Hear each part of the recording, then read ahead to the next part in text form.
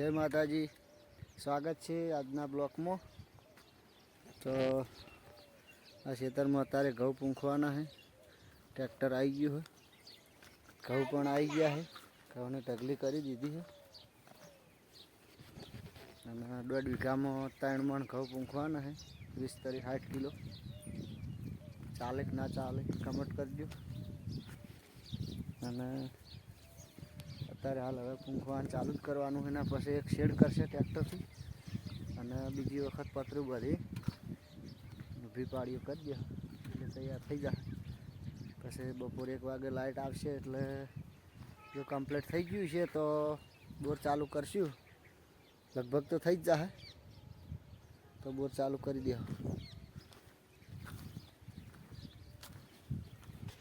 શું કહેવું ભલું તારે? બોલો કોક। જય માતાજી કે જય માતાજી કે હા।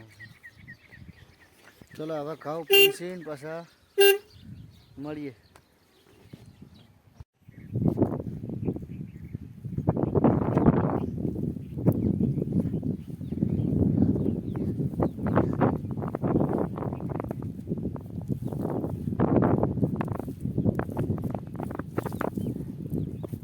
મિત્રો આપણે ઘઉં પૂંછવાનું ચાલુ કર્યું છે, હવે થોડા બાકી છે।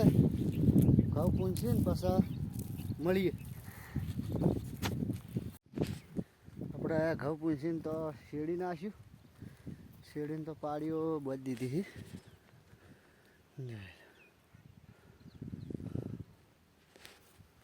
પાડીઓ નાખી દીધી। હવે ભાઈ નેક નાખી કણેક નેક નાખી બસ બોર ચાલુ કરી દો। પાડીઓ કમ્પ્લીટ નાખી દીધી। મુઠિયા કરવાના, થોડીક નેક નાખવાની। 1 વાગે લાઇટ આવી ગઈ છે।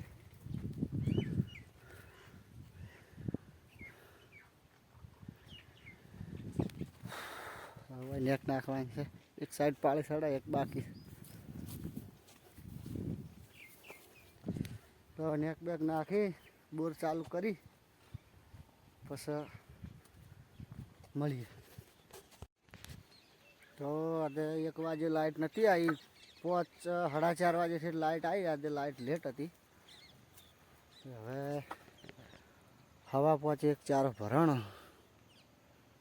આજ લાઇટ લેટ છે, બીજું બાકી જ પડ્યું। 1 વાગે લાઇટ આવી ગઈ હોત તો લગભગ અડધા ઉપર જતું રહ્યું હોત।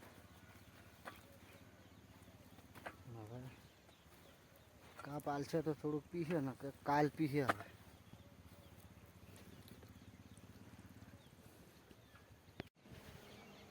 5:30 વાગ્યા છે। ભલું નેહારથી ઘેર આવી ગયા છે, જોઈ લો। એ પાણી ના આલા, ચીડી ફાટશે। પેલું પાવડો મરા છે તો પેલો સોણ વાળો હોય ને એટલે ધોવા મેલ્યો મમ્મી। ચલો વિડીયો પૂરો કરી દે હડો તાણ। વિડીયો ગમતો હોય તો લાઈક શેર કરજો, ચેનલમાં નવા હોય તો સબસ્ક્રાઇબ કરી દેજો। જય માતાજી। અમારે પહેલુંની એક્શન ગમતી હોય તો કોમેન્ટ કરજો, કારણ કે ગમે તે વિડીયો પૂરો કરે ને એટલે ડસાકો બોલાવા જોવે જ છે। એને આદત પડી ગઈ છે એવી। જય માતાજી। ચેનલમાં ના હોય તો સબસ્ક્રાઈબ કરવાનું ના ભૂલતા। જય માતાજી। હા।